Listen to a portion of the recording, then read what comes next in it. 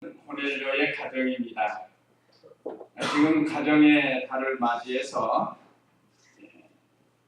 하나님께서 가정을 창설하시고 많은 가정들을 주셨습니다. 결혼해서 부부가 되고 가정이 시작이 되었다고 했습니다. 자녀를 낳고. 그러므로 자녀는 부모에 대해서 어떻게 해야 되는가를 우리에게 가르쳐 주셨고, 또 부모는 자녀에 대해서 어떻게 해야 할 것을 우리에게 가르쳐 주셨습니다. 또 우리는 예수님 믿고 한 피바다 한 몸 이룬 한 아버지를 섬기는 형제요 자매라고 했습니다. 그래서 요셉을 통해서 12형제가 있었지만 요셉을 미워했던, 그래서 요셉을 죽이려고 했고 노예로 팔았던 그 형들을 진정으로 사랑하는 그 요셉의 신앙을 통해서 우리가 은혜를 받았습니다. 그래서 오늘 우리 가정도 형제 자매가 서로 진정으로 사랑하고, 특별히 예수님 믿고 구원받아서 우리 중마동 교회 성도 또는 형제 자매계단 우리 성도들도 요셉과 같이 진정으로 사랑해서 하나님이 주시는 복을 받으라고 우리에게 첫째 주, 둘째 주, 셋째 주 이렇게 말씀을 주셨습니다. 자, 이제 오늘 넷째 주일인데, 오늘 말씀은 성경에 기록된 여러 가지 가정들이 있는데 두 가지로 나눌 수 있습니다. 첫째는 복받은 가정, 둘째는 복 받지 못한 가정. 이렇게 두 가지로 나눌 수 있는데, 오늘은 복을 받은 가정, 고넬료의 가정을 통해서 우리가 은혜를 받도록 하겠습니다. 지난 금요일 오전 시간에는, 연합예배 시간에는 이 간수, 복받은 간수의 가정을 통해서 말씀으로 은혜를 받았습니다. 자, 그러면 오늘 말씀 내용 요약 참조하시면, 첫째, 고넬료가 복을 받은 믿음, 1절로 20절에서 23절. 그 다음에 둘째, 사도 베드로를 만난 것이 복임, 24절로 33절. 셋째, 베드로가 복음을 들은 것이 복임. 베드로가 아니네, 죄송해요. 베드로의 복음을 들은 것이 복입니다. 그 의라고 해야 돼. 글자 하나 차이가 이렇게 차이가 납니다. 그 다음에 넷째, 예수님 믿고 세례 받은 것이 복이다. 44절로 48절.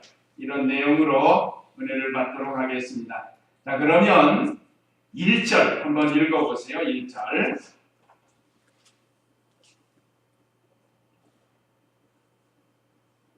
가이사라에 고넬료라 하는 어떤 사람이 있었는데 그는 이탈리아 부대가 불리는 군대의 백부장이었다. 예. 2절도 읽어보세요. 2절. 그는 경건하고 자신의 온 집안 사람들과 함께 하나님을 경외하였으므로 백성에게 구제를 많이 행하고 하나님께 항상 기도하였다. 네. 자, 오늘 여기 고넬료가 복을 받은 그 원인, 믿음을 우리에게 가르쳐주고 있습니다. 자, 고넬료는 어떤 사람인가? 가이사라의 고넬료라 하는 어떤 사람이 있었는데, 이 가이사라는 지명이다, 지명. 로마 황제의 이름을 따서 가이사 황제거든요. 따서 어떤 지명을 만들었어요. 요즘도 보면 뭐 다른 데는 잘 모르지만 영동에 가면 테헤란로라고 있습니다. 영동 유명하잖아요. 그 테헤란은 그 이란의 수도가 돼요. 이란의 수도. 자, 이렇게 어떤 지명을 가지고 그 지역을 만드는데, 가이사라도 마찬가지입니다. 가이사라의 고넬료라 하는 어떤 사람이 있었는데, 고넬료는 이 로마인입니다. 로마인. 그 당시 이방인 중에 한 사람이에요. 그리고 그 사람의 직책은 이탈리아의 부대라 불리는 군대의 백부장이었다. 그러니까 이탈리아 로마에 속하 있는, 지금도 이탈리아가 있고 로마가 있죠. 한 나라 안에 두 정부가 있는 거예요. 로마는 따로 정부가 있다고 그래요. 교황청이 있으니까. 지금도 이 교황이 로마에서 성전에서 모든 세계에 있는 천주교 신자들에게 메시지를 보내고 하지 않아요. 근데 이탈리아 부대의 백부장이다. 백부장은 약 100명의 군대를 거느리는, 우리나라로 하면 중대장 되나요? 그냥 그 정도 체력. 어쨌든 이런 직분을 맡은 사람인데 그 이름이 고넬료라. 근데 그 사람은 경건하여 그랬습니다. 2절에 보면. 그래서 고넬료가 복받을 만한 믿음은 경건과 경외와 구제와 기도. 너무 글자가 많아서 요약을 한 겁니다. 첫째, 경건했다는 거예요. 경건이라는 건 공경공자에다 정성성자인데,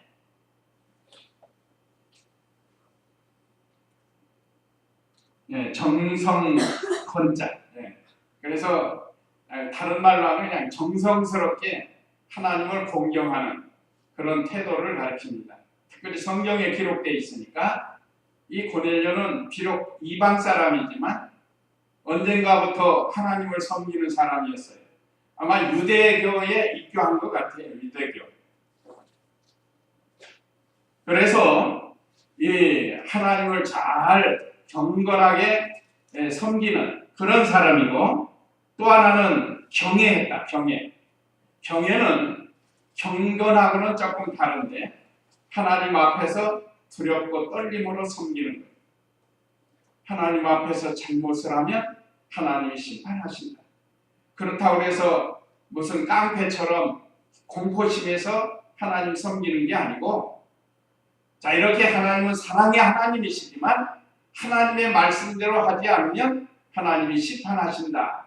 그래서 하나님 앞에서 늘 하나님을 경외하는 생활을 했다. 그리고 세 번째는 구제를 많이 했다고 그랬습니다.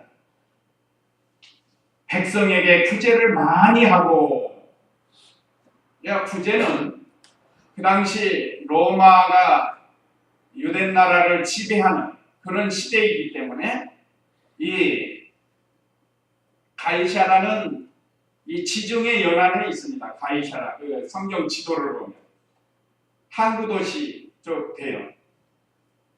그런데 그 지역에서 어려운 사람들 참 이렇게 잘 도와주는, 그래서 구제하는 사람. 그러니까 어느 시대고 식민지 지배를 받는 사람은 지배하는 사람의 종이 됩니다. 성경에도 진자는 이긴 자의 종이 된다고 했죠. 그러니까 유대 나라가 로마와 전쟁에서 진 거예요. 그래서 로마 식민지가 돼가지고 있단 말이에요. 그리고 백성들이 얼마나 어렵겠어요. 그런데 고넬료는 백성들을 많이 구제를 했다고 했어요.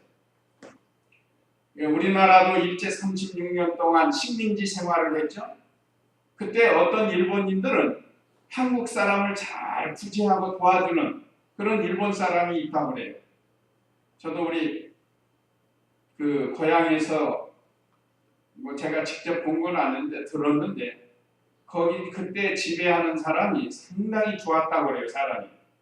오늘 말씀에도 나오지만 참 누구를 만나느냐에 따라서 좋을 수도 있고 나쁠 수가 있어요. 그러니까 이 고넬료가 그 지역에 백부장으로 부임해 가지고 있다는 것은 그 지역 주민에게 아주 유익이 된다.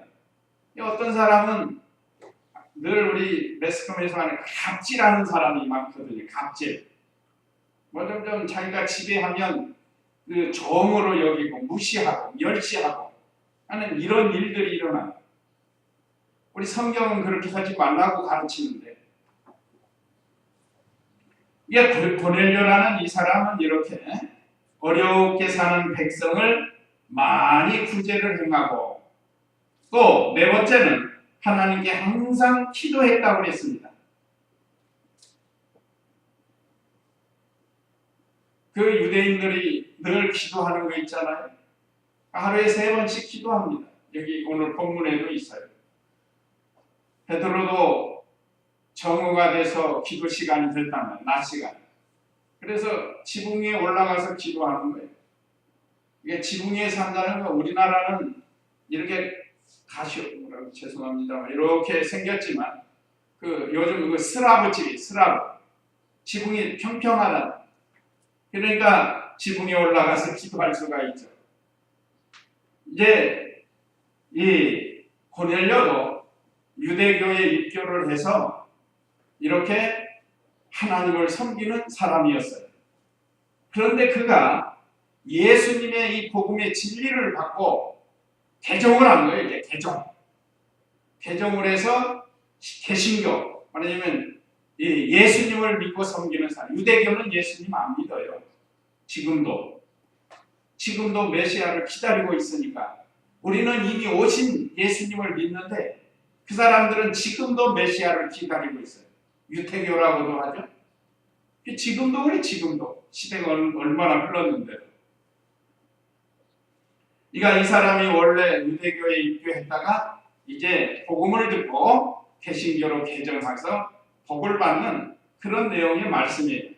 비록 유대교에 있었지만 이렇게 하나님을 경건하게 경외하면서 또 백성을 많이 구제하고 기도를 했다. 자, 이걸 하나님이 다 보신 거예요. 하나님 다 보시고 그에게 복을 주시려고 베드로를 보내는 그런 내용입니다. 그래서 20절 읽어보세요. 20절. 일어나 내려가서 아무것도 의심하지 말고 그들과 함께 가라. 이는 내가 그들을 보내기 때문이다 라고 하셨다. 베드로가 그 사람에게 내려가서 말하기를 보아라, 내가 바로 당신들을 찾는 사람이다. 당신들이 무슨 이유로 여기에 왔느냐 하니 그들이 대답하였다. 백부장 고넬료는 의롭고 하나님을 경외하는 사람으로서 유대 온 백성에게 존경받는 자인데 그가 거룩한 천사의 지시를 받아서 선생님을 자신의 집으로 모셔다가 선생님으로부터 말씀을 들으려 합니다. 그러자 그가 그들을 안으로 향하여 머물게 하였다. 이튿날 베드로가 일어나서 그들과 함께 떠났으며 요파에 있던 형제 몇 명도 그와 함께 갔다. 예.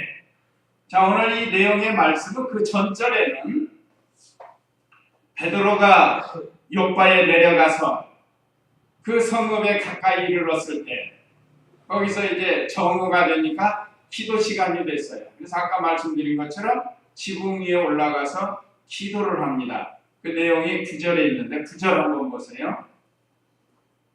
이튿날 그들이 길을 가다가 그 성읍에 가까이 이르렀을 때에 베드로가 기도하러 지붕에 올라갔는데 때는 정오쯤이었다. 네.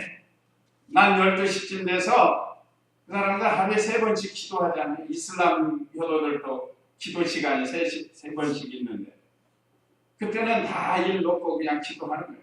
똑같이 다 사람들이.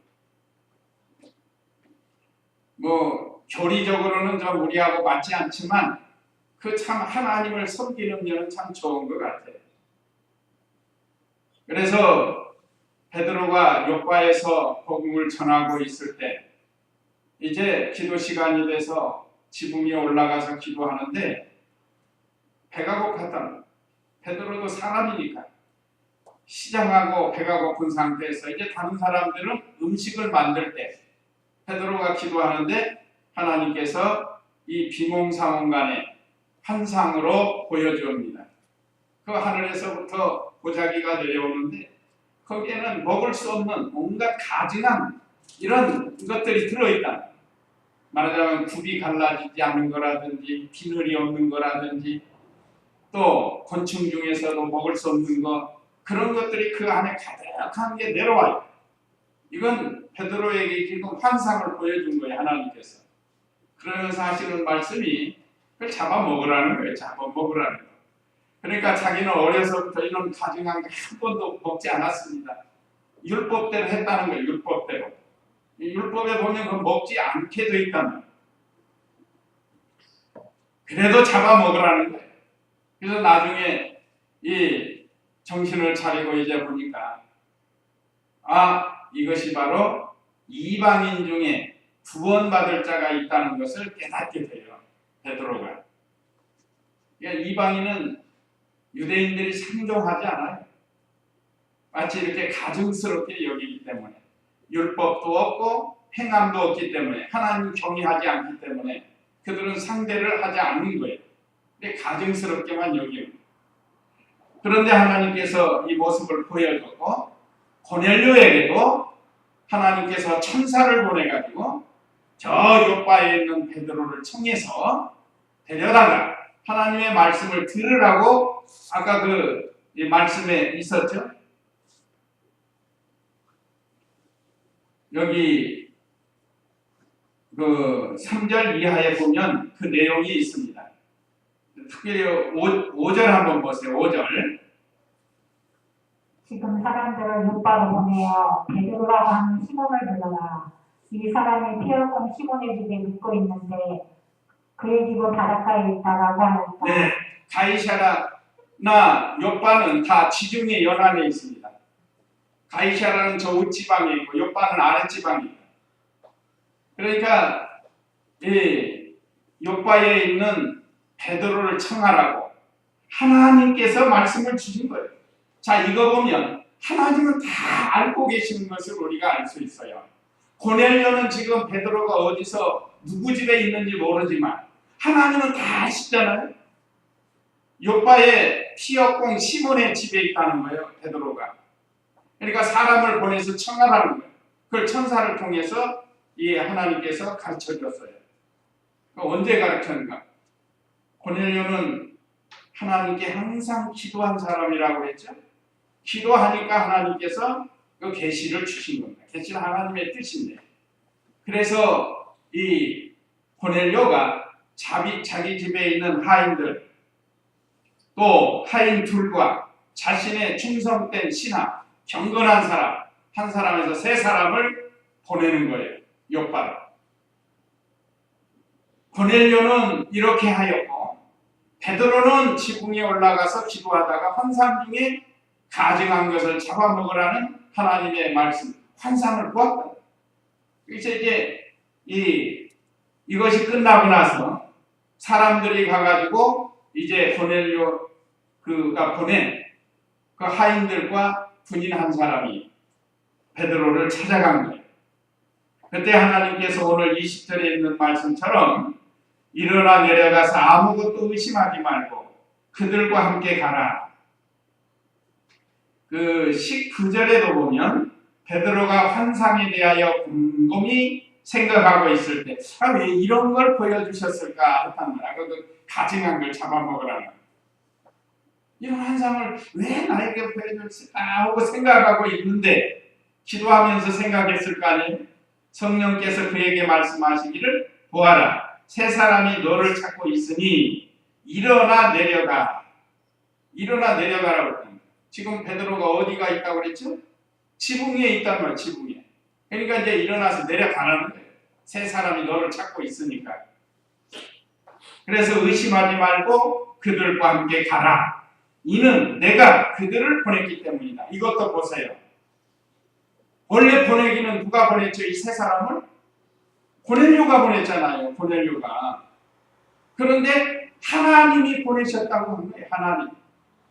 하나님이 보내신 거예요.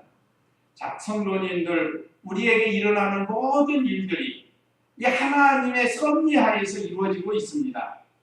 기쁜 일이나 슬픈 일이나 즐거운 일이나 괴로운 일이나 이 모든 것이 하나님이 하시는 일이에요.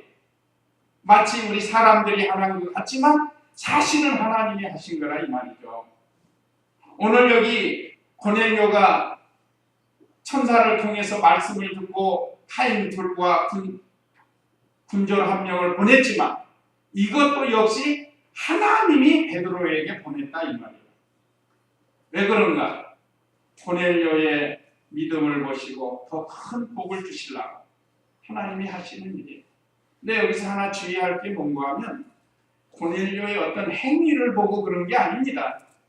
언뜻 보면 고넬료가 이렇게 무슨 경건하고 경외하고 백성을 구제하고 기도를 많이 하고 하니까 이 사람은 이제 됐다, 내가 복을 줘야 돼. 그게 아니에요. 성경 전체 사상은 행위로 구원받는 거 아니에요. 이런 내용 속에서 그리스도를 메시아를 고대하고 복음을 사모하고 하는 그런 고넬료를 하나님 사랑해서 복을 주시려고 보내는 것입니다. 그래서 하나님께서 보시고 베드로를 보내신 거예요. 그래서 베드로가 종들과 고넬료 집에 가게 됩니다. 21절에 보면 베드로가 그 사람들에게 내려가서 말하기를 보아라, 내가 바로 당신들이 찾는 사람이다. 당신들이 무슨 이유로 여기에 왔느냐 하고 물어본 거예요. 자, 하나님께서 계시를 주었지만 더 확실한 걸 알기 위해서 그 하인들에게 물어본 거예요. 그러니까 그들이 대답했습니다. 백부장 고넬료는 의롭고 하나님을 경외하는 사람으로서 유대 온 백성에게 존경받는 자인데 그가 거룩한 천사의 지시를 받아서 선생님을 자신의 집으로 모셔다가 선생님으로부터 말씀을 들으려 하십니다. 잘했어요? 잘못했어요? 이 잘한 정도가 아니고 참 잘했어요. 이 하인들이 말이에요. 자기 사상을 말한 게 아니에요. 그 자기의 주인인 고넬료가 시키는 대로 또는 보고 들은 대로 사실을 말해준 겁니다. 네가 무슨 말을 할 때 이렇게 정확하게 말을 해준 거예요. 그리고 백부장은 모든 사람에게 존경을 받는 사람이라고 했어요. 오늘날도 지금 크리스찬들이 존경을 못 받는 건데 그럼 계속 매스컴에서 나온다는 거예요. 너무 안타까운 일이에요. 참 존경받을 만한 마음과 생각과 행동을 해야 되는데 고넬료 같은 이런 참 성도가 되고 교역자가 돼야 되는데 그렇지 못하니까 여기서 우리가 교훈을 받을 것은 우리도 고넬료처럼 비록 이방 사람이었지만 유대교에 귀경을 해서 이제는 이 개신교 크리스찬이 되기 위한 그런 과정입니다. 그는 하나님 의로운 사람이고 하나님을 경외하는 사람이고 온 백성에게 존경을 받은 자라고 그랬습니다. 우리도 이런 성도가 되도록 이 말이나 행동에서 우리가 삼가 조심해야 된다는 거예요.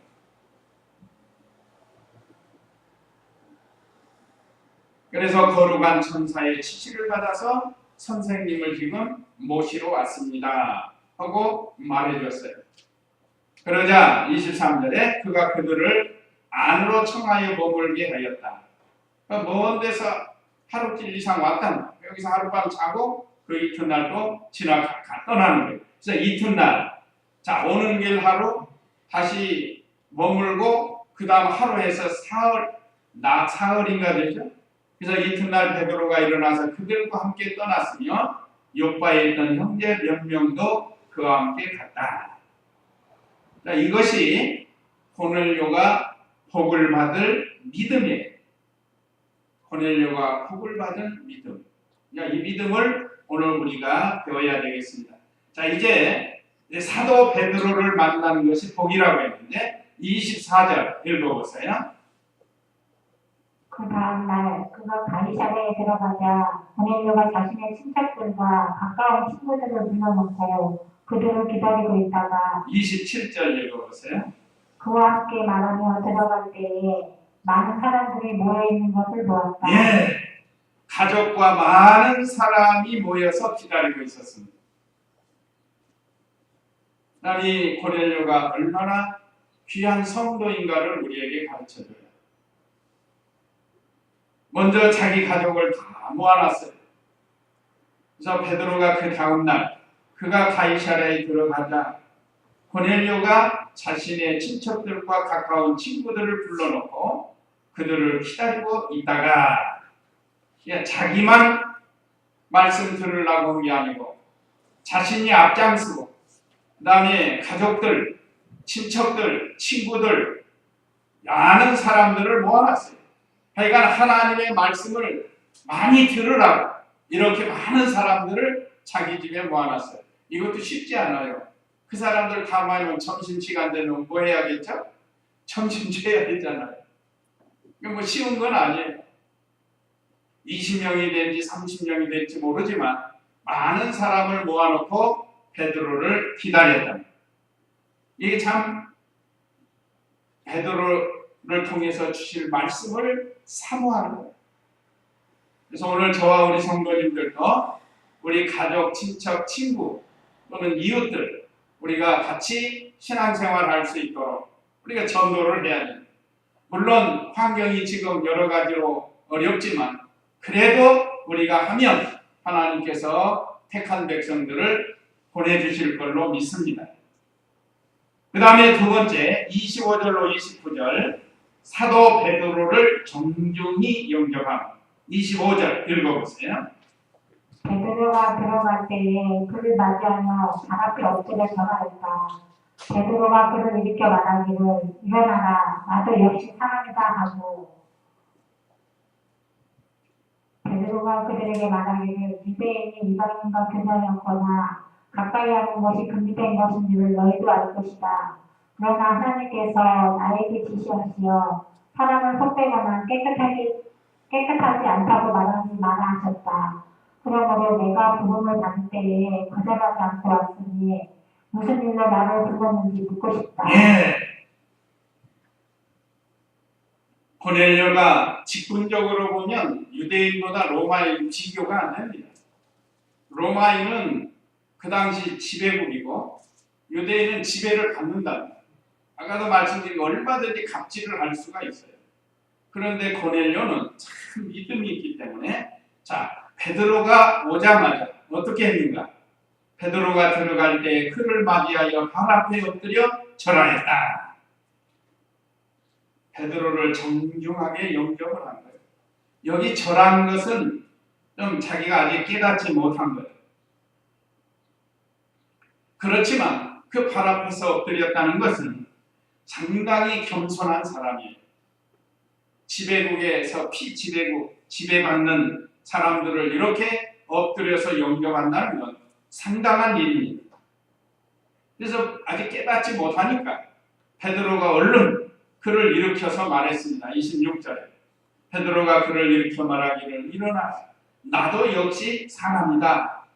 자 이거 보면 베드로를 뭐처럼 지금 영접한 거예요? 신처럼 영접된 신처럼. 그래서 베드로가 야 신처럼 하지 마라. 이거 큰일 나거든요. 하나님 외에 다른 신이 없는데 이 고넬료가 옛날 자기 풍습대로 신처럼 영접하니까 베드로는 아니라고 했어요. 근데 요즘 어떤 사람들은 누가 자꾸 신처럼 해도 하고 그냥 금방 신이 된 것처럼 그래서 이단의 교주가 되고 다 그래요. 다 그래요. 문선명 씨도 그렇고 박태선 씨도 그랬고 이만희 씨도 그렇고 이 사람들이 다 교주가 하나님 자리에 그냥 앉는 거예요. 예수님 자리에 앉고 이 이단의 특징이 그겁니다. 근데 이렇게 가르쳐줘도 거기에 빠지는 사람들이 있어요. 그러니까 이 베드로가 얼마나 또 겸손한 사람이에요. 나도 사람. 우리가 이렇게 정중하게 공경할 분은 하나님밖에 없다는 거예요.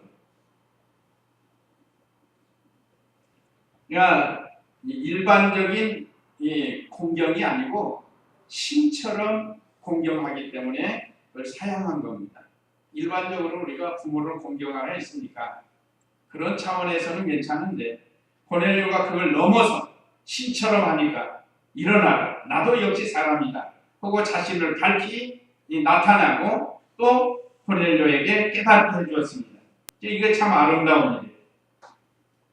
그 다음에 27절에 그와 함께 말하며 들어갈 때 많은 사람들이 모여 있는 것을 보았다.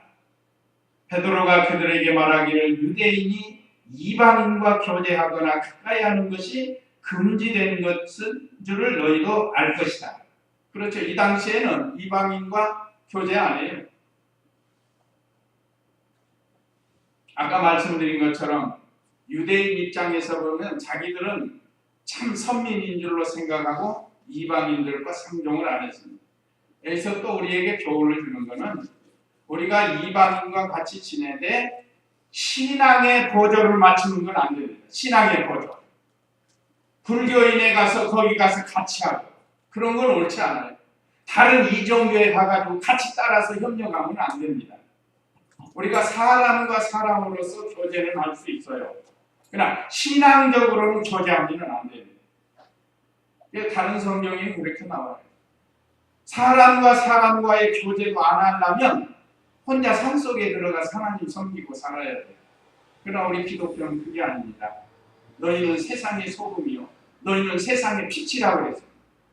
다만 세상 사람들과 우리는 구별되게 진리 안에서 교제를 해야 된다. 그러니까 신앙적 교제를 이방인들과 하면 안 돼요. 그런데 오늘날 보세요. 천주교의 신부가 절에 가가지고 남이야미 다부를 하고 그 의식 따라가니까 또 절에 중이 천주교에 가가지고 거기 가서 남이야미 다부를 하고 이게 되는 거예요? 이런 거 하지 말라. 그래서 우리는 WCC 에큐메니칼 운동 이걸 우리는 반대하는 겁니다. 그 안에는 여러 종교 집단들이 같이 들어오니까 원불교, 불교, 천주교 뭐 다 들어와 있어요. 그러니까 교리적인 거 얘기하지 말고 그냥 목표는 하나가 되자는 거예요. 서로 화해하면서. 그러나 성경은 그렇게 안 가르쳐요. 오늘 저와 우리 성도님들도 마찬가지. 그렇기 때문에 성도들의 신앙이 타락을 하는 거예요. 지금 법으로 만들려고 그런다고 한 거래요. 기독교에만 구원이 있다고 말하지 말라는 거예요. 다른 종교에 구원이 없다고 말하지 말라는 거예요. 지금 그 법을 만들려고 하는 거니까. 그래서 우리는 그걸 반대하는 거예요. 자, 그래서 이 베드로가 이방인과는 상종을 하지 않게 되어 있는데 하나님께서 나에게 지시를 하시어 사람을 속되거나 깨끗하지 않다고 말하지 말라. 아까 그 환상을 보여준 게 사람을 보여준 거예요. 말하자면 이 유대인들이 가증히 여기는 그런 그 환상을 보여준 거예요. 그런데 천사를 통해서 그 가증히 여기지 말라고 말씀을 주셨죠. 아까 그 15절에서 그랬죠. 두 번째 음성이 그에게 임하여 하나님께서 깨끗하게 하신 것들을 네가 속되다고 하지 마라. 하는 이런 계시를 받아서 고넬료의 집에 갔다. 그래서 29절에 그러므로 내가 부름을 받았을 때 거절하지 않고 왔으니 무슨 일로 나를 불렀는지 묻고 싶다 하고 말해줬습니다. 거기에 대해서 이제 고넬료가 답변을 하는 거예요. 기도 중에 천사를 통해 계시를 받았다고. 30절 읽어보세요. 고넬료가 말하였다. 나한테 이 시간까지 저희 집에서 오후 3시 기도를 하고 있었는데 마침 빛나는 옷을 입은 한 사람이 내 앞에 서서 말하기를 고넬료야, 내 기도가 응답되었고 내 기대가 하나님 앞에서 기억되었다. 요파에 사람을 보내어 베드로라고 하는 시몬을 불러라. 이 사람이 바닷가에 피어온 시몬의 집에 머물러 있다라고 하였으므로 내가 즉시 당신께 보냈는데 오셨으니 잘하셨습니다.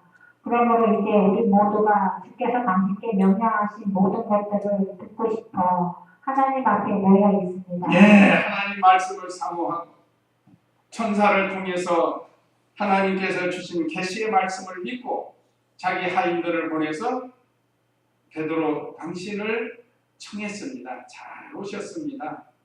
당신을 통해서 하나님의 말씀을 듣고 싶습니다. 하고 정중하게 이렇게 자기에게 있었던 것을 베드로에게 알려줍니다. 이 베드로도 잘 알아야 하니까 왜 나를 이렇게 불렀습니까? 하는 것에 대한 답변이에요.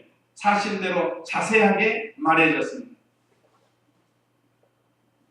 고넬료도 이렇게 기도할 때 하나님께서 천사를 보내서 생명의 복음을 듣게 하시려고 베드로를 청하라고 했고 또 어디 있는지도 다 알려줘서 이렇게 당신을 청했다고 말했습니다. 그러니까 하나님은 우리가 어디서 무엇을 하는지 다 보고 계시고 듣고 계시고 알고 계신다. 그러니까 우리가 언제나 하나님 앞에서 사는 생활이 돼야 돼요. 밤에도 계시고 낮에도 우리는 잠을 안 잘 수 없지만 하나님은 졸지도 주무시지도 않고 우리를 보고 계시고 살펴주시고 지켜주시는. 자, 그 다음에 세 번째 베드로가 베드로의 복음을 들은 것이 복이에요. 베드로의 복음을 들은 것이 복이라고 했습니다. 34절 읽어보세요. 베드로가 입을 열어 말하였다. 참으로 내가 깨달은 것은 하나님께서 사람을 외모로 취하지 않으시고 모든 민족 가운데서 그분을 경외하고 의를 행하는 자를 받아들이신다는 것이다.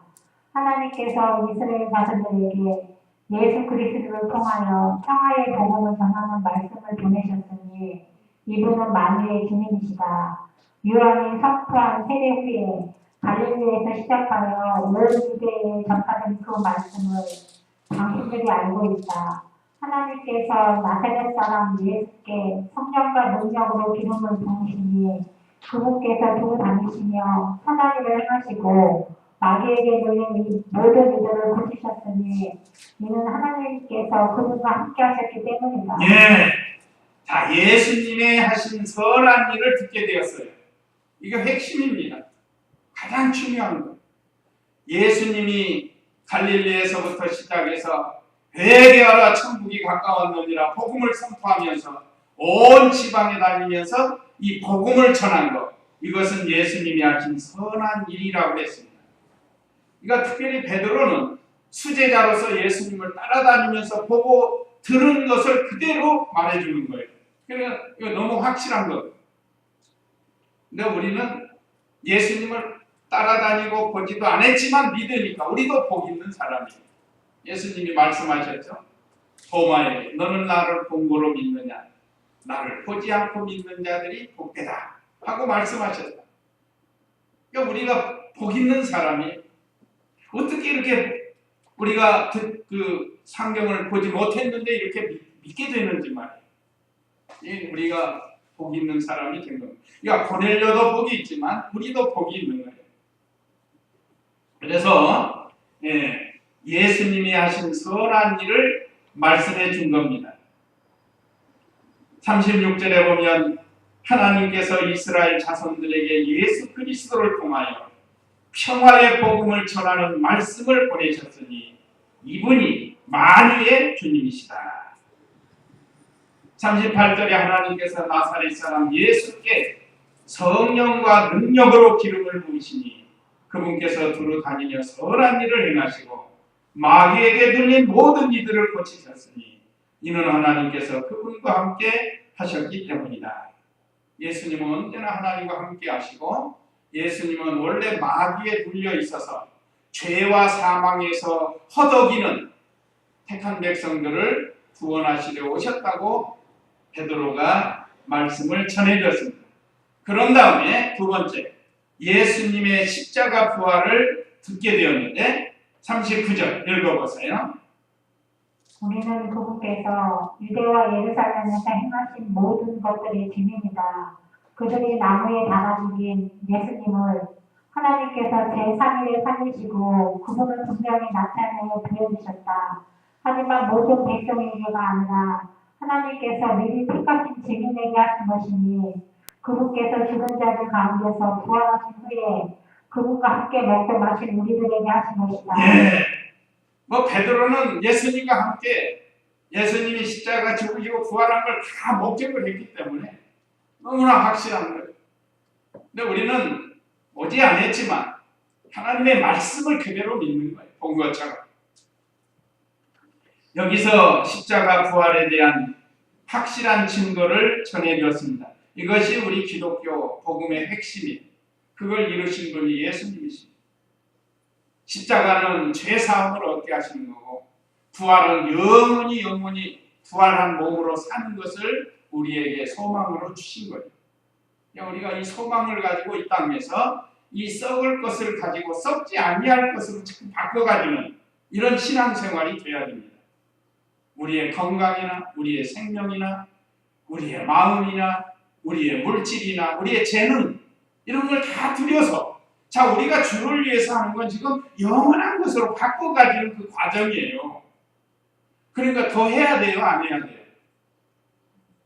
해야 돼요? 안 해야 돼요? 해야 되잖아요. 우리가 여기서 잠깐 예를 들어서 1시간 했으면 영원히 하늘나라에 있는 그 1시간이라는 게 영원히 남는 거죠. 그러니까 주를 위해서 우리가 하다가 가는 겁니다.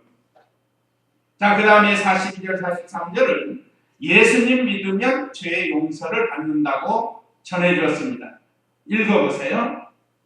그분께서 우리에게 명령하시어 백성에게 전도하게 하시고 또 하나님께서 산자들과 죽은 자들의 심판자로 정하신 자가 바로 자신이심을 증언하게 하셨고 모든 선지자들도 그분에 대해 증언하기를 그분을 믿는 모든 이가 그분의 이름을 통해 죄 용서를 받는다고 하였다. 예, 읽어보세요. 모든 선지자들, 구약의 선지자들도 앞으로 오실 그분, 그리스도에 대해서 증언했고 그분을 믿는 모든 이가 그분의 이름을 통해 죄 용서를 받는다고 하였다. 그러니까 오직 예수입니다. 아무리 그 세상 사람들이 다른 종교는 구원이 없다고 말하지 말라고 해도 이건 변함없는 진리예요. 이걸 말하지 않을 수 없잖아요. 바울도 그 사내들인 공회에 끌려가가지고 내가 이거 말하지 않을 수 없지 않느냐. 하나님의 말씀입니다. 그래서 42절에 보면 그분께서 우리에게 명령하시어 백성에게 전도하게 하시고 오늘날 우리들에게도 전도의 명령을 하신 겁니다. 또 하나님께서 산자들과 죽은 자들의 심판자로 정하신 자가 바로 자신이심을 증언하게. 우리 예수님은 심판자예요.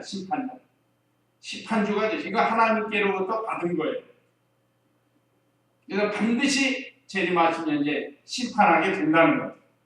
그래서 예수님 믿지 않으면 죄 용서를 받을 수 없어요. 그래서 결국은 심판받아서 지옥에 가게 되는 겁니다. 이런 소리 하면 기분 나빠해요. 믿지도 않으면서 기분 나빠한다고. 믿지 않는 사람은 덤덤해야 될 거 아니에요?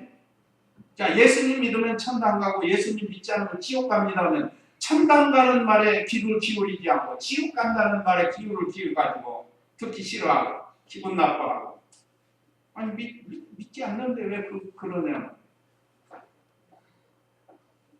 그걸 법으로 만들려고. 이게 얼마나 잘못된 거예요. 자, 그 다음에 네 번째, 예수님 믿고 세를 받은 것이 복이다. 44절로 48절인데요. 예, 44절 읽어보세요. 베드로가 아직 이 말을 하고 있을 때에 성령께서 그 말을 듣는 모든 이들에게 임하셨다. 베드로와 함께 왔던 할례받은 신자들이 이방인들에게도 성령의 선물이 부어진 것 때문에 모두 놀랐으니 이는 그들이 방언으로 말하고 하나님을 높이는 것을 들었기 때문이다. 그때 베드로가 말하기를 우리와 마찬가지로 성령을 받은 이 사람들에게 물로 세례를 주는 것을 누가 금지할 수 있겠느냐 하고 그들에게 예수 그리스도의 이름으로 세례를 받으라고 명령하였다. 그러자 그들이 그에게 며칠 더 머무르도록 요청하였다. 예, 여기 예수님 믿고 세례 받은 것이 복이라고 했는데 이건 우리가 이미 아는 것처럼 세례는 두 가지라고 그랬죠. 불세례와 물세례. 불세례는 성령 세례라고도 하는 거죠. 그건 예수님 믿을 때 받는 거라고 했습니다. 그런 자에게 물세례를 주는 거라고 했습니다. 근데 여기 오늘 예수님 말씀을 듣고 거기 믿은 사람에게 성령이 임했습니다. 아마 여러 많은 사람이 모였는데 그 중에 믿는 사람이 있고 안 믿는 사람이 있어요. 믿는 사람에게 성령이 임한다. 또 이걸 바꾸어 말하면 성령이 임한 사람이 믿게 되는 겁니다. 그건 동시에 되는 거예요. 그러니까 논리적으로 보면 성령이 임하면 예수님 믿어요. 그러니까 성령이 임하지 않으니까 예수님 못 믿는 거예요. 같이 들어도 성령이 임하지 않으면 예수님 못 믿어요. 성령으로 중생해야 되니까. 말씀과 성령으로 중생해야 믿음이 생긴다. 그래서 이 모인 사람들 중에 믿은 사람에게는 성령님이 임했다고 그랬어요. 이게 택한 백성이에요. 오늘 저와 우리 성도님들은 일찍이 믿음을 선물로 이렇게 받아서 믿음으로 지금 살고 있는 겁니다. 그 다음에 45절에 베드로와 함께 왔던 할례받은 신자들이 이방인들에게도 성령의 선물로 부어진 것 때문에 놀랐다. 네. 전에는 이런 일이 없었는데 성령의 역사. 그 증거로 뭐가 나왔는가 하면 방언을 하게 된다고 그랬어요. 방언. 45절에 보면 46절 이는 그들이 방언으로 말하고 하나님을 높이는 것을 들었기 때문이다. 그때 베드로가 말한 게 방언은 하나님이 주신 은사예요. 은사. 그런데 오순절파에서는 그걸 교육을 받아요. 방언 받는 법을 교육을 해요. 이게 됩니까? 이건 안 맞는 거예요. 오순절파가 이 잘못 깨달은 겁니다. 방언은 하나님의 은사 중에 하나인데 맨 마지막에 은사거든요. 그러니까 거기서 말하기에 맨 마지막 은사도 못 받았는데 무슨 구원받았다고는 이렇게 가르치는 거예요. 그러니까 얼마나 잘못된 거예요. 구원받는 건 예수님 믿음으로 받는 겁니다. 그래서 어떤 사람에게는 방언을 주고 어떤 사람은 방언을 안 줘요. 그렇다고 구원 못 받았다고 하면 안 된다는 거예요. 그래서 신학교 들어가면 방언했냐 안 했냐 물어본다는 거예요. 그냥 안 했다고 하면 신학생 목회 자격이 없는 거예요. 기본적으로. 그건 안 되는 거예요. 하나님께서 때에 따라서 이렇게 초대교회는 특수한 역사가 있어서 방언의 역사가 많이 있었습니다. 지금도 개인적으로 방언을 할 수 있어요. 그러나 여럿이 모여 있는데 혼자 방언 기도하고 하는 건 신비주의. 따라가면은 안 돼요. 어쨌든 이 구원에 받은 역사로 그들이 방언을 하게 되었고 또 성령 받은 사람들에게 물 세례를 주었습니다. 46절에. 47절에 보면 우리와 마찬가지로 성령을 받은 이 사람들에게 물로 세례를 주는 것을 누가 금지할 수 있겠느냐. 구약시대에는 특별히 이렇게 핍박이 많은 시대이기 때문에 예수님 믿고 종교 개종을 하면 세례를 주고 했습니다. 그러니까 오늘 우리 신약시대에는 제도적으로 정해져 있어요. 1년 이상 예수님 믿고 1년 이상 신앙생활 잘하면 세례를 주게 되어 있습니다. 자, 마지막으로 48절에 보면 하나님의 말씀을 더 배우려고 요청했어요. 참 은혜가 됐습니다. 그들에게 예수 그리스도의 이름으로 세례를 받으라고 명령하였다. 그러자 그들이 그에게 며칠 더 머물도록 요청하였다. 베드로에게 모인 사람들이 며칠 더 있다 가시라고. 왜 그럴까요? 하나님 말씀을 사모하기 때문에 그럽니다. 그래서 우리가 예배 시간에도 하나님의 말씀을 사모하고 나와요. 자, 오늘은 어떤 말씀으로 우리에게 은혜를 주실까? 오늘은 복받은 고넬료의 가정처럼 되라고 오늘 말씀을 주신 겁니다. 이제 이 말씀 기억하시고 우리 다 같이 기도하겠습니다.